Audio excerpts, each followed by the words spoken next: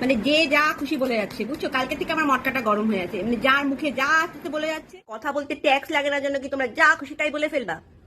কি হচ্ছে শোনো, কালকে আমি আর আমার বোন মলে গেছিলাম ঘুরতে। তো মলে ঘুরে ঠুরে তা আমার বোন বললো, দিদি ভাই তুই একটু এক জায়গায় বস, আমি তোর জন্য আইসক্রিম নিয়ে আসি। তো আইসক্রিম আনতে গেছিল। তা আমি এক জায়গায় বসে বসে আমার মোবাইল দেখছিলাম। তো আমার পাশে একজন ভদ্র মহিলা একটা বাচ্চাকে নিয়ে বসেছিল। তো বসেছিল, বসে থাকতেই পারে, তা আমার কি, আমি তাকে চিনি না জানি না, নিশ্চয়ই তার সঙ্গে কথা বলতে যাবো না। তো উনি ওনার বাচ্চাকে কি সামলাচ্ছিলেন, তা আমি আমার মতো মোবাইল দেখছিলাম। ঠিকই, এই পর্যন্ত ঠিকই ছিল। তো হঠাৎ করে তার বাচ্চাটা না কাঁদতে শুরু করলো, অনেক জোরে জোরে কাঁদতে শুরু করলো। বাচ্চাটা কিছুতেই থামছে না। তো থামছে না, আমি তোর বাচ্চাটাকে থামাতে যাবো না, যেহেতু ওর মা আছে, তো মার দায়িত্ব বাচ্চাটাকে থামানোর। বাচ্চাটা কোনো কারণে কাঁদছিল, হয়তো কাঁদতেই পারে, তাতে আমার কি, আমিও চুপচাপই বসেছিলাম, আমিও আর কিছু বললাম না। তো হঠাৎ করে বাচ্চাটা কান্না থামানোর জন্য ওর মা ওকে বলছে, সোনা চুপ কর চুপ কর, বেশি কান্না করিস না, কান্না করলে কিন্তু দেখতে পাচ্ছিস সে পাশে যে আন্টিটা বসে আছে, এ কিন্তু ছেলে ধরা ধরে নিয়ে যাবে।